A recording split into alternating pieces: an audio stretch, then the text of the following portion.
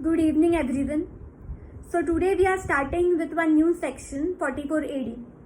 Till now we studied various sections. So now we know which income we need to consider in PGBP, which expenses are eligible in PGBP. But today we are starting something new, that is presumptive taxation. Now what is presumptive taxation? Anyone? Okay. So before we start this, एक कहानी सुनते हैं. कहानी तो सबको पसंद है ना? तो एक कहानी सुनेंगे. एक व्यापारी था. वो अपना एक छोटा मोटा व्यापार अच्छे से चला रहा था. वो बहुत खुश था कि उसका व्यापार अच्छे से चल रहा है. उसकी फैमिली बहुत खुश थी. सब कुछ अच्छे से चल रहा था. पर उसको लाइफ में एक की बहुत बड़ी दिक्कत थी. वो कौन सी थी? तो ये हर साल का इनकम टैक्स रिटर्न.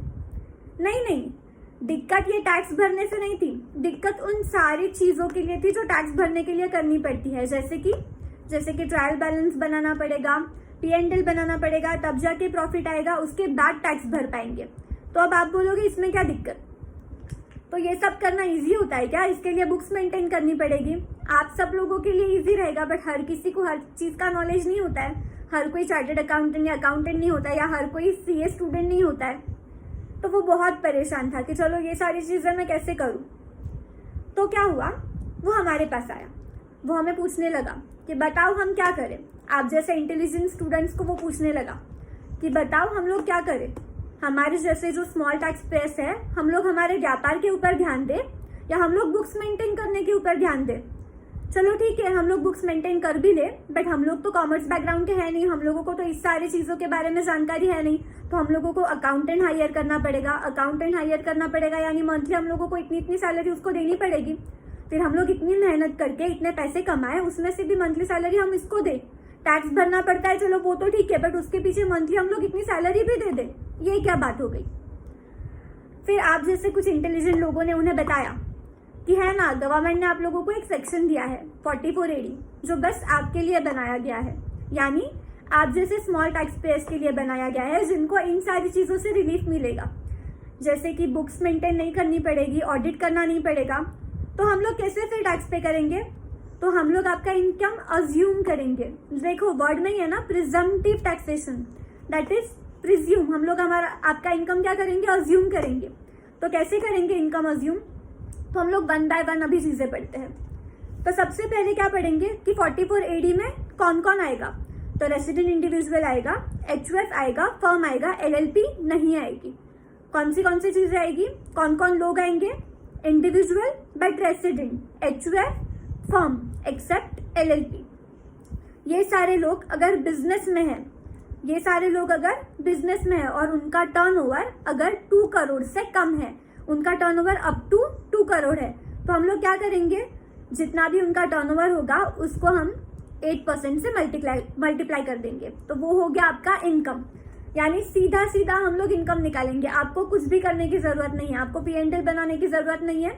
आपको प्रॉफिट निकालने की जरूरत नहीं है. सीधा बस आपको पता होना चाहिए आपका टर्नओवर. तो हमने उसे बता दिया. आपको आपका टर्नओवर तो पता है ना, बस हो गई बात. हम लोगों को कुछ और नहीं चाहिए. आप आपका टर्नओवर बता दीजिए, हम उसे 8% से मल्टीप्लाई कर देंगे. ये लो, आ गया आपका प्रॉफिट और भर दो आपका टैक्स. चीजें आसान हो गई. तो अभी आगे बढ़ेंगे, बट ये सारे बिजनेसेस, उसका कौन सा बिजनेस होना जरूरी है? तो बिजनेसेस में कई सारी चीजें आएगी. हम लोग कौन सी नहीं आएगी ये पहले पढ़ेंगे. तो बिजनेस में प्रोफेशन नहीं आएगा. प्रोफेशन क्यों नहीं आएगा? तो प्रोफेशन के लिए एक अलग सेक्शन दिया गया है जो हम आगे पढ़ेंगे. तो इसलिए प्रोफेशन नहीं आएगा. एजेंसी बिजनेस भी नहीं आएगा, कमीशन ब्रोकरेज भी नहीं आएगा, और 44 AE भी एक अलग सेक्शन है. तो कौन से लोग नहीं आएंगे? प्रोफेशन नहीं आएगा, एजेंसी बिजनेस नहीं आएगा, और कमीशन और ब्रोकरेज भी नहीं आएगा. अभी आगे क्या, अभी 8% जब हम मल्टीप्लाई करेंगे तो हम लोगों को जो प्रॉफिट मिलेगा उस पर हम लोग वापस कुछ एक्सपेंसेस क्लेम कर सकते हैं क्या? उसने पूछा. चलो अभी आपने तो बोल दिया हमारा 8% से आपको बस मल्टीप्लाई करके आपका प्रॉफिट आ जाएगा. तो चलो मैं बताता हूँ. मेरा था 60 लाख का, मेरा इस साल का टर्नओवर है. तो 60 लाख को आप 8% से मल्टीप्लाई करो, बोलो कितना आता है? सब लोग करो. 60 लाख को 8% से मल्टीप्लाई कर लिया, कितना आया? 4,80,000, राइट. अभी 4,80,000 जो आया, तो वो आपको पूछ रहा था क्या 4,80,000 पे अभी मैं वापस कुछ एक्सपेंसेस लूँ? हाँ, मेरा वो मशीनरी थी, उस पर मेरा डेप्रिसिएशन था, तो वो आप वो भी डिडक्ट कर लीजिए. तो ऐसे करोगे क्या? नहीं करोगे। 8% अगर हम ऑलरेडी प्रॉफिट ही मान रहे हैं, इसका मतलब क्या है? सारे एक्सपेंसेस हम लोग अज्यूम कर रहे हैं कि ऑलरेडी डिडक्ट हो गए, तब जाके 8% यानी आपका प्रॉफिट कंसिडर हुआ। इसलिए कोई भी एक्सपेंसेस आप वापस क्लेम नहीं कर सकते हो, डेप्रिसिएशन भी नहीं और कोई भी और एक्सपेंसेस नहीं जो सेक्शन 30 to 37 में बोले गए हैं। ये सारे एक्सपेंडिचर आप लोग क्लेम नहीं करोगे। पहले पार्टनर्स रेम्यूनरेशन और इंटरेस्ट क्लेम कर सकते थे, बट अब ये भी आप क्लेम नहीं करोगे, ये भी अज्यूम हो जाएगा कि ऑलरेडी ये डिडक्ट हो चुका है। नेक्स्ट चीज आएगी एडवांस टैक्स। तो पहले ये भी था, एडवांस टैक्स का जरूरत नहीं थी, बट अभी 44 AD में भी एडवांस टैक्स की जरूरत है और उनको इंस्टॉलमेंट भी एक ही दी गई है 15 मार्च की। तो 44 AD में जो लोग रिटर्न भरेंगे उनको एडवांस टैक्स भरना पड़ेगा क्या? हाँ भरना पड़ेगा। कब भरना पड़ेगा? तो 15 मार्च, ये एक ही इंस्टॉलमेंट उनको दी गई है। जब 44 AD में आएंगे तो ऑडिट नहीं करना पड़ेगा, बुक्स ऑफ अकाउंट्स भी मेंटेन नहीं करने पड़ेंगे, ना आपको ऑडिट करना पड़ेगा। यानी अगर आपका टर्नओवर ये 2 करोड़ से कम है तो आपको ना बुक्स मेंटेन करनी है, ना आपको ऑडिट करना है। बट 44 AD 5 साल तक आपको कंटिन्यू करना पड़ेगा। इसका हम लोग डिटेल एग्जाम्पल एक देखेंगे बाद में। 5 साल तक यानी कंटिन्यूअसली 5 इयर्स आपको 44 AD यानी प्रिजम्पटिव टैक्सेशन में ही आपको टैक्स पे करना पड़ेगा। अभी अगर आपका जो इनकम है वो अगर 8% से कम है, यानी सपोज अभी मेरा बिजनेस था, वो बिजनेस में इस साल मेरा कुछ चीजें मुझे प्रॉब्लम हो गई और मुझे इसलिए 8% मेरा इस साल प्रॉफिट नहीं हुआ, 8% से काफी कम हुआ, तो क्या फिर भी मैं 8% दिखाऊं? तो इस बारे में मेरे पास क्या ऑप्शन होगा? तो हाँ, आप सीधा सीधा 8% दिखाइए, या अगर आपको 8% से कम दिखाना हो तो आपको बुक्स ऑफ अकाउंट्स भी मेंटेन करने पड़ेंगे और आपको ऑडिट भी करना पड़ेगा। यानी प्रिजम्पटिव टैक्सेशन में आप जब टैक्स पे करोगे तो इधर आपको 8% भरना ही पड़ेगा, 8% और मोर। और अगर आप 8% नहीं पे करते हो, उससे कम पे करते हो, तो बुक्स ऑफ अकाउंट्स भी मेंटेन करने पड़ेंगे और आपको ऑडिट भी करना पड़ेगा। तो इस चीज से क्या हुआ ना, कुछ लोगों को इस चीज से भी परेशानी होने लगी। क्यों होने लगी? क्योंकि उनका इनकम बहुत कम था। जैसे सपोज अभी मेरा एक्चुअल प्रॉफिट इस साल का निकला 1 लाख, उसमें बुक्स ऑफ अकाउंट्स मुझे मेंटेन करनी पड़ी। क्यों? क्योंकि मेरा प्रॉफिट काफी कम था, 8% नहीं था, तो जैसे 8% से मैं कम दिखा रही थी, इसलिए मुझे बुक्स भी मेंटेन करने पड़े, मुझे ऑडिट भी करना पड़ा। तो 1 लाख मेरा प्रॉफिट था, 1 लाख में से बुक्स मेंटेन करने ही मेरे 36,000 तो बुक्स मेंटेन करने में ही जा रहे थे। जैसे मैं सैलरी पे कर रही थी मंथली, तो ऐसे सारे 36,000 मेरे बुक्स मेंटेन करने में जा रहे थे। ऑडिट के लिए मैं 14,000 रुपीज दे रही थी, तो बचा मेरा प्रॉफिट सिर्फ 50,000। ये क्या बात हुई? ऑलरेडी मैं 1 लाख कमा रहा था, उसमें से भी ये सारी चीजें गई और बस बचे मेरे हाथ में 50,000। इसका मैं क्या करूं? तो क्या बोला गया, अगर आपका टोटल इनकम यानी नेट टैक्सेबल इनकम, अगर आपका नेट टैक्सेबल इनकम ये बेसिक एग्जम्पशन से कम है, बेसिक एग्जम्पशन से अगर आपका नेट टैक्सेबल इनकम ये कम है, तो आपको ना ऑडिट करना पड़ेगा, ना आपको बुक्स ऑफ अकाउंट्स मेंटेन करनी पड़ेगी। तो क्या मैं ये बोलूं, अगर आपका बेसिक टैक्सेबल इनकम ये बेसिक एग्जम्पशन से ऊपर है और 8% से कम है, तो ही मुझे बुक्स मेंटेन करनी पड़ेगी और तो ही मुझे ऑडिट करना पड़ेगा, राइट? अभी सब लोग बुक में ध्यान देंगे। इसमें से आधी चीजें हम लोग ऑलरेडी पढ़ चुके हैं, फिर भी हम एक बार वापस उसे पढ़ लेते हैं। Nature of business, any business except the business referred to in section 44 AE। 44 AE क्या है हम आगे देखेंगे। असेसी, रेसिडेंट इंडिविजुअल, HUF और a partnership firm, but not a LLP, right? Not applicable to person claiming deduction under section 10 AA और 80 IA to 80 RRB। ये सारे sections deductions के हैं जो हम आगे पढ़ेंगे, और जब मैं पढ़ाऊंगी तब आप छोटे से वर्ड्स में यहाँ पे लिख देना, ताकि आप जब वापस पढ़ोगे तो आपको देखना ना पड़े ये क्या था। नॉट एप्लीकेबल टू मतलब किन किन लोगों को ये नहीं एप्लीकेबल होगा। तो फर्स्ट, ये 3 सेक्शंस के अंदर जो भी डिडक्शंस लेंगे उनको एप्लीकेबल नहीं होगा। Second, person carrying on specified profession, हमने देखा था प्रोफेशन इस सेक्शन के अंदर नहीं आएगा क्योंकि प्रोफेशन के लिए कोई और सेक्शन है। पर्सन अर्निंग कमीशन और ब्रोकरेज इनकम, और 4th, person carrying on agency business. अभी कमीशन, ब्रोकरेज, उसके बाद एजेंसी बिजनेस, ये सारी चीजों को क्यों बाहर निकाला? तो यूजुअली किसी भी बिजनेस में कभी भी प्रॉफिट परसेंटेज या 25% या 30% ऐसे नहीं होता है, 8% के कुछ लगभग आसपास ही होता है। पर क्या कमीशन, ब्रोकरेज या एजेंसी बिजनेस में इतना कम 8% होता होगा क्या? राइट, नहीं होता होगा, क्योंकि उनके एक्सपेंडिचर ही क्या होता है, तो उनका प्रॉफिट परसेंटेज कभी भी ज्यादा होगा।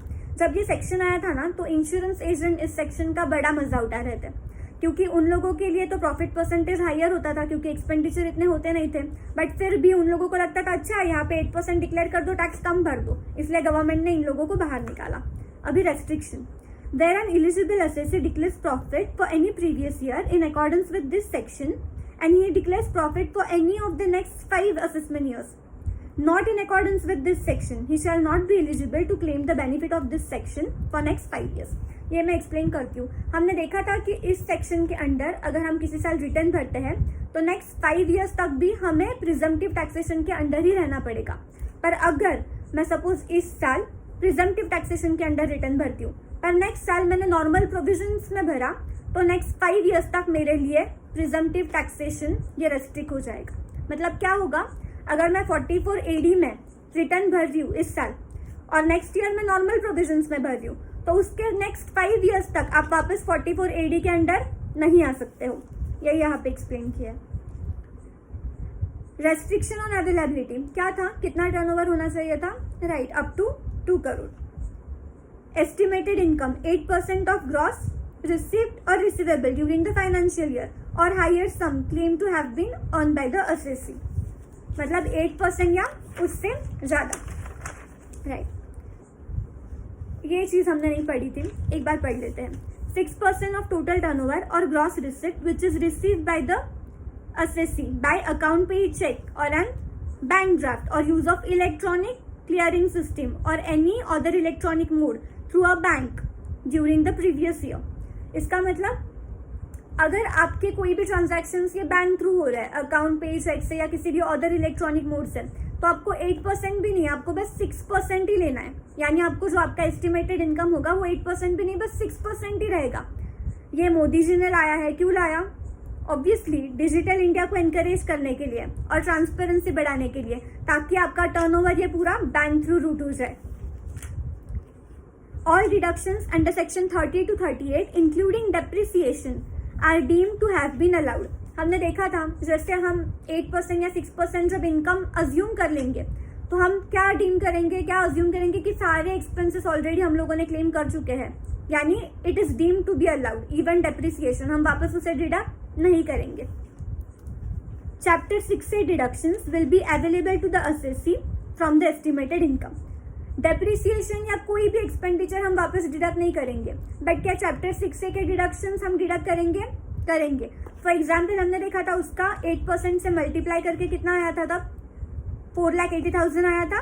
4,80,000 में से वो हमें क्या पूछ रहा था कि मैं वापस डेप्रिसिएशन डिडक्ट करूंगा, वापस एक्सपेंडिचर डिडक्ट करूंगा। हमने उसे क्या कहा, नहीं कर सकता है, क्योंकि 8% यानी वही तुम्हारा इनकम हुआ ऑलरेडी एक्सपेंसेस डिडक्ट करके, तो हम वापस उसे डिडक्ट नहीं कर सकते हैं। बट अब वो पूछ रहा है क्या मैं चैप्टर 6 से के डिडक्शंस ले सकता हूँ, तो हाँ, चैप्टर 6 से के डिडक्शंस आपको मिलेंगे, क्योंकि क्या बोला है, will be available to the assessee from the estimated income. Advance tax हमने देखा था 100% payable by 15 March, right. The assessee who files the return estimating income at prescribed rate or higher income will not be required to maintain the books of account under section 44A or required to get audited under section 44AB in respect of such business। ये हमने देखा था कि अगर आप इस section के under आते हो तो ना आपको बुक्स मेंटेन करना जरूरी है, ना आपका ऑडिट होना जरूरी है। Can lesser income be shown, ये भी हमने देखा था। क्या आप 8% या अभी हमने जैसे पढ़ा 6% से कम दिखा सकते हो, है ना। पर क्या करना पड़ेगा, जब दिखाओगे तब बुक्स मेंटेन करनी पड़ेगी और ऑडिट भी करना पड़ेगा। पर इसमें भी एक था, क्या था, करेक्ट, अगर बेसिक एग्जम्पशन से भी कम है तो जरूरत नहीं है, बट बेसिक एग्जम्पशन से ऊपर है और 8% से आप कम दिखा रहे हो तो बुक्स मेंटेन करना जरूरी है और ऑडिट भी करना जरूरी है, राइट। तो सारी चीजें हमने पढ़ ली। आप एक बार इसे वापस पढ़ोगे और कुछ क्वेश्चंस हो तो जरूर पूछो।